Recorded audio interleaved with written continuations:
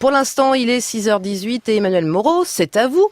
Vous nous parlez ce matin d'une campagne de dons lancée en Bitcoin et c'est une première. Eh oui, Hélène, et c'est le SAMU social qui inaugure cette nouvelle forme de don. Cette collecte en crypto-monnaie va durer 1 mois. J'ai retrouvé Mathilde Gola du Figaro demain à sa sortie de la Maison du Bitcoin à Paris. Je sors de cette antre des crypto-monnaies où j'ai pu rencontrer donc Brian O'Hagan qui dirige donc la maison du Bitcoin et qui m'a expliqué que finalement une campagne de dons à vocation caritative était complètement dans l'esprit des Bitcoins parce qu'en fait construite sur des valeurs de partage, d'entraide et de transparence qui sont aujourd'hui répercutées dans la crypto-monnaie. D'ailleurs, la maison du Bitcoin a voulu donner l'exemple et elle a fait un premier don d'un demi-Bitcoin parce qu'on peut acheter un dixième de Bitcoin, un vingtième de Bitcoin. En fait, on peut acheter ce qu'on veut en Bitcoin et un Bitcoin entier vaut aujourd'hui à peu près $10 000, donc un demi-Bitcoin, c'est déjà une somme assez conséquente. Bon, si j'ai bien compris, on parle maintenant de crypto-dons. Eh oui, il va falloir s'y faire. On devrait même assister à une multiplication des campagnes de crypto-générosité,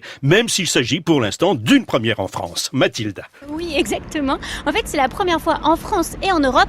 Aux États-Unis, il y a déjà eu des démarches de ce type-là, mais c'était resté vraiment petit.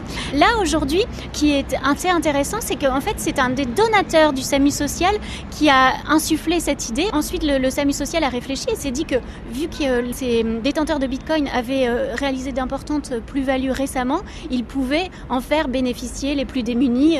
Ils ont voulu un peu surfer sur le buzz médiatique dont bénéficie le Bitcoin aujourd'hui pour se faire connaître et pour rappeler qu'au SAMU social, on peut aussi faire des dons depuis 1 an à peu près. Et donc les dons aussi en Bitcoin maintenant. Et Mathilde, les fonds vont servir à quoi? Alors, en fait, sans grande surprise, finalement, ces fonds issus du milieu de la technologie vont servir à doter le SAMU social de nouveaux ordinateurs et puis aussi leur permettre d'aider les plus démunis à s'insérer grâce à une formation dans le milieu du numérique. La campagne vient tout juste de commencer. On a des premiers chiffres, Mathilde? Oui, après 4 jours de campagne, on a déjà réussi à récolter 3500 équivalents euros, puisque la valeur, tout est en fonction de la valeur du Bitcoin, qui, comme chacun le sait, est très fluctuante et surtout en ce moment. Donc cette somme pourrait être bien supérieure si demain, par exemple, le Bitcoin revenait à des sommets, comme on l'a pu le voir fin décembre. Mais il faut aussi ajouter à cela la donation de la maison du Bitcoin, donc qui est de 1 demi-Bitcoin, donc autour de 5000 euros également.